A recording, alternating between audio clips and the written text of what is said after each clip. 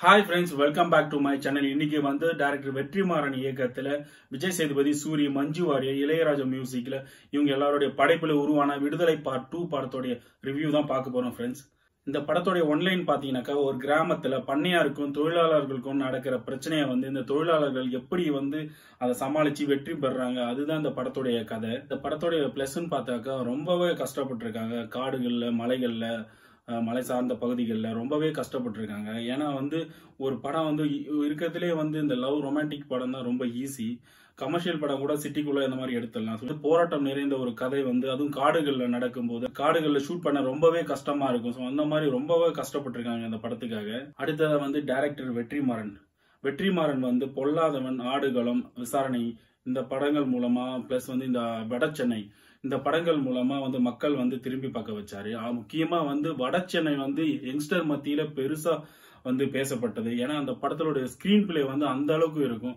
So அதுல இருந்து வந்து யங்ஸ்டர்ஸ் எல்லாருமே வந்து வெற்றிமாறன் படம் ரிலீஸ் ஆனா கண்டிப்பா தியேட்டர்ல போய் பார்க்கணும்ன்ற ஆசைப்பட்டவங்க நிறைய பேர். அதுல நானும் ஒருத்தன். ஸோ அந்த மாதிரி தான் வந்த படம் தான் அசுரன் வந்து அந்த அளவுக்கு ஒரு பயங்கரமான ஹிட் படம். தனுஷோட ஆக்டிங் ஆகட்டும், வெற்றிமாறனுடைய கதை திரைக்கதை, அவருடைய ஸ்கிரீன் பிளே வேற லெவல்ல இருக்கும் படம்.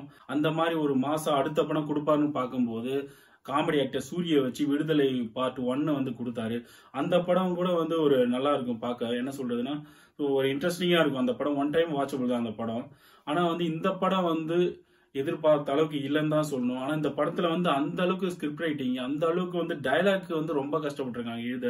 எல்லா டைலாக்குமே நல்லா இருக்கு. ஆனா வந்து படம் பார்க்க போனாக்கா வந்து அங்கங்க வந்து ரொம்ப கிளாஸ் எடுக்கிற மாதிரி இருக்கு. சொன்ன மாதிரி ஒரு சில இடத்துல பயங்கரமா லேக் ஆகுது.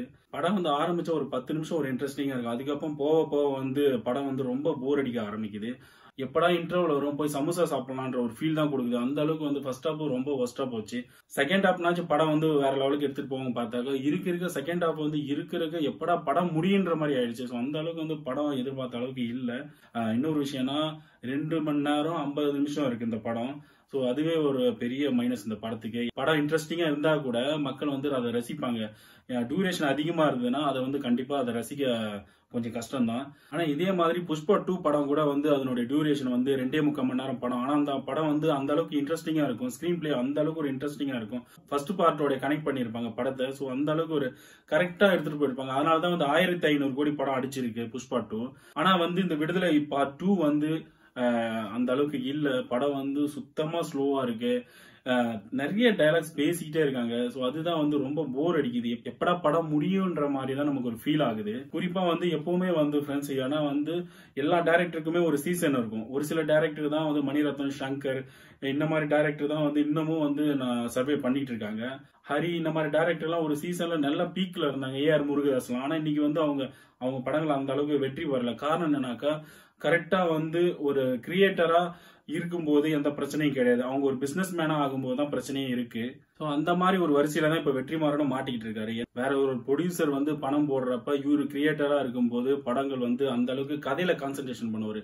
விடுதலை பார்ட் 1லயே வந்து இவரு கோ ப்ரொடியூசர் யார் வந்து வெற்றிமாறன். ஒரு கிரியேட்டர் பிசினஸ் மேன் ஆகும்போது கிரியேட்டிவிட்டி ரொம்ப கம்மியாகும். ஏன்னா வந்து அவங்க full and full business mind ஆயிடும். ஸோ அதனால வந்து மக்களுக்கு இவ்வளவு போதும்னு நினைக்கிற இடத்துல இவ்வளவு போதும், மக்களுக்கு இது போதும் அப்படின்ற மாதிரி ஒரு மைண்ட் செட் வந்துடும். ஸோ அதனால வந்து அவங்க முழுக்க வந்து அடுத்தடுத்த படங்கள் வந்து தோல்வியை சந்திக்க வாய்ப்பு இருக்கு. மக்கள் செல்வன் விஜய் சேதுபதி 10ஓட 11 வர மாதிரி தான் இருக்கு. ஏன்னா வந்து அவருடைய சீன் எங்கேயுமே வந்து பெருசா ஒரு இம்பாக்ட் கொடுக்கல, ஒரு தாக்கத்தை ஏற்படுத்தல. ஏன்னா கடைசி கிளைமேக்ஸ் சீன்ல தான் ஒரு சீன்ல எமோஷனலா நம்ம கனெக்ட் ஆகும், படத்துக்குள்ளேயே நம்ம கனெக்ட் ஆகும். அதுவும் வந்து ஒரு கரெக்டா ஒரு 30 செகண்ட் தான் இருக்கும். சூரியோட ஆக்டிங்குமே பெருசா தாக்கத்தை ஏற்படுத்தல. மஞ்சு வாரியர் கூட அங்கங்க மனசுல நிக்கிறாங்க. டைரக்டர் ராஜு மேனன், சரவண சுப்பையா, இளவரசு, கௌதம் மேனன் இவங்களுடைய ஆக்டிங் கூட ரொம்ப ரசிக்கும்படியா இருந்தது.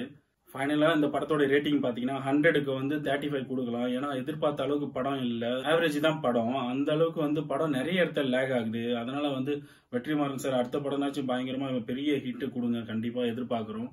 ஓகே ஃப்ரெண்ட்ஸ், அடுத்த வீடியோல சந்திக்கலாம். பாய்.